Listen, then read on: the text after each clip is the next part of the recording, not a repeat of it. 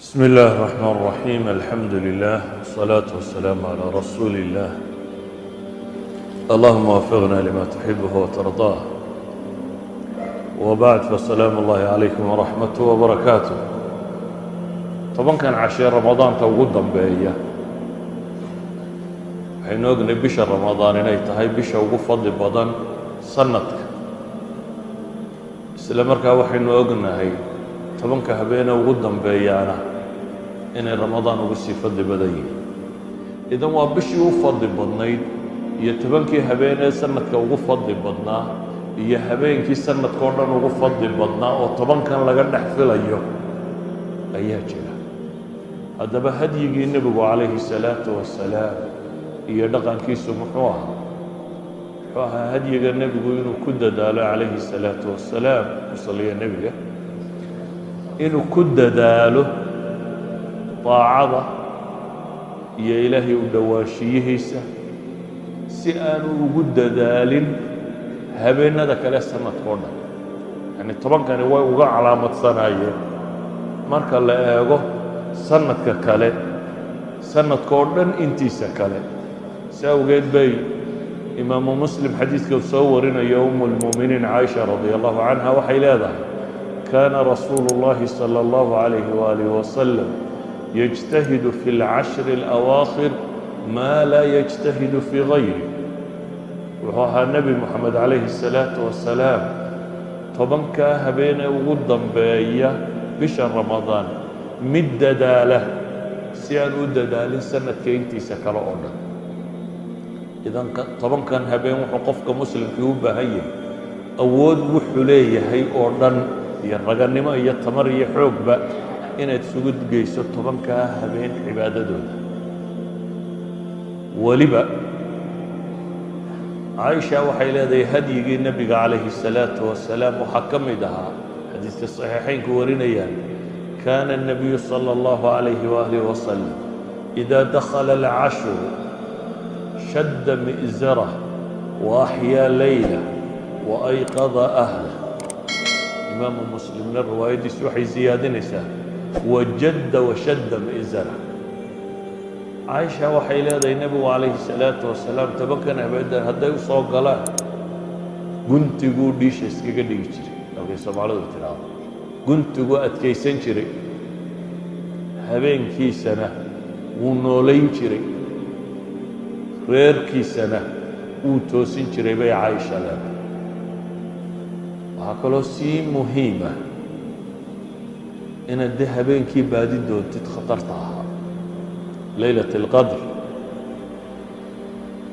وهو نبي وكشيغي عليه الصلاة والسلام تبقى الضبائن لغا بعض الدونه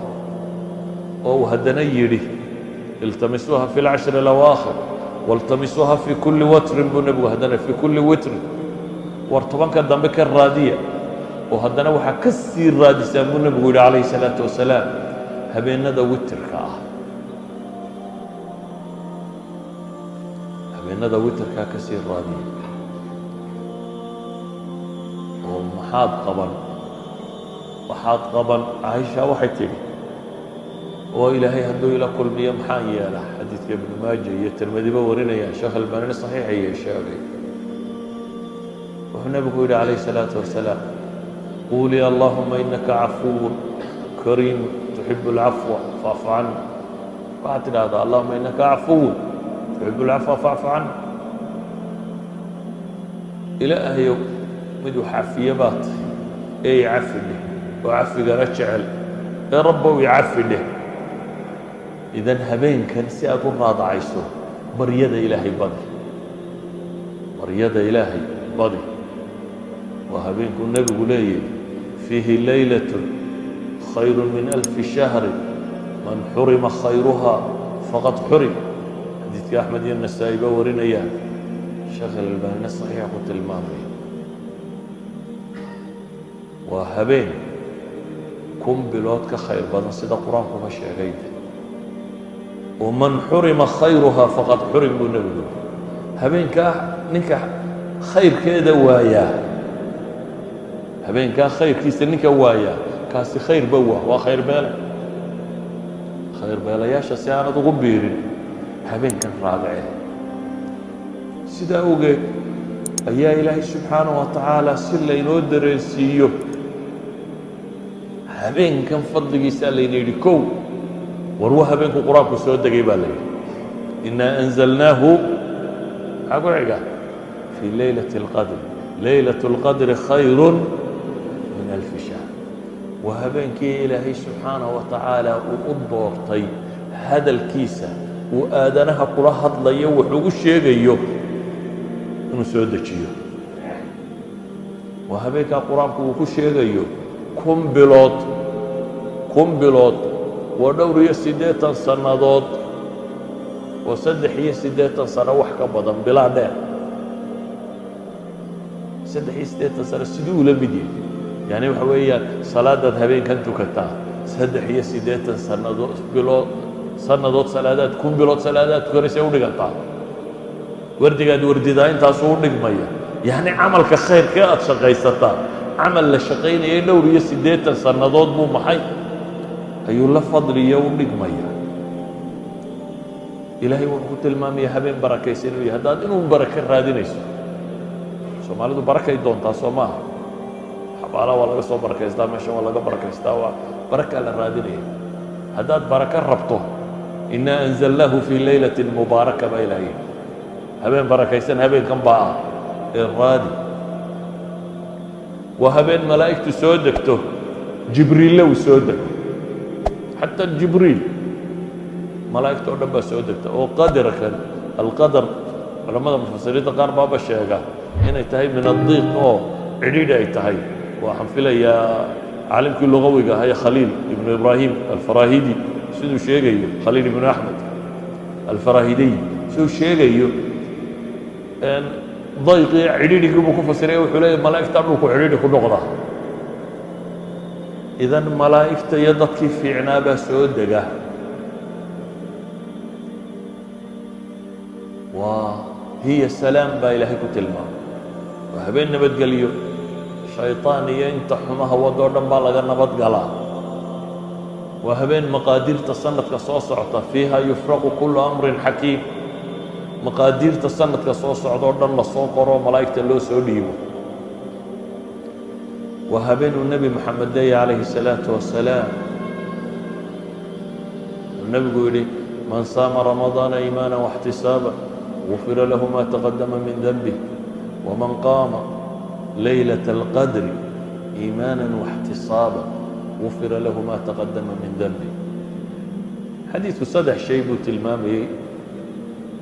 qofka ramadaan sooma iimaana واxtisaaba isagoo yaqiinsan oo rumaysan oo mukhlisa oo طaacada alle u ikhlaas samaynaya واxtisaaban xisaabsanaya ilaahay wacdigiisa iyo waciidkiisana rumaysan dembigiisa horaa la dhaafaa ninka ramadaanta tukada habeenadeeda isagoo iimaanan واxtisaabana dembigiisaa la dhaafaa habeenka kana si gaara ninka tukada habeenka laylaة اlqadriga ninka tukada dembigiisii baa la dhaafaa baa layidhi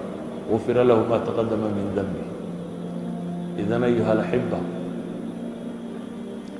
waa habeenkaasi qadarkiisu uu weyn yahay ee uu baahan yahay qofka muslimka ahi inuu xoog u raadceeyo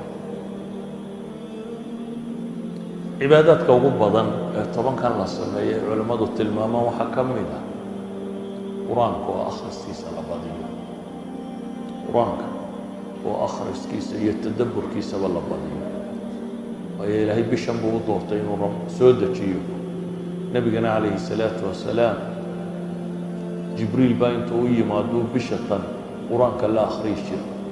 oo la daraasayn jira sanadkii u dambeeyena 2 goor baabuu jibriil la daraaseeyo ku dul akhriyo yaan idinku badinin hadalka waa intii culammadu idiin sheegaysay un baan ina ku celiyey anigoo raba uun maadaama ay maanta 21 ahayd oo habeenba tegey laga yaabo inay 8 uun hadhay ama 9 hadday u badato inaan idin dhiiri geliyo si aakhiradiinna iyo xoogsigiinna iyo camalkiinna wanaagsan u derdergelisaan oo uga dheeraataanna wixii dunuuba iyo wixii mubaaxaata dembi isaga maba hadal hayne waxyaabihii mubaaxa iska ahaa ee sheekadii iyo warkii badnaa iyo hurdadii badnayd iyo waxaa intaad soo yarayso bal 8 habeena hadhay ama 9 habeena hadhay ragga intaynu iska dhigno ragga bal raggii hore aan ka daba tagno salafil umma iyo say u dhaqmi jireen oo tasbiix tahmiid tahliil laa xawla walaa quwata ila billah salliga nabiga calayhi salaatu wasalaam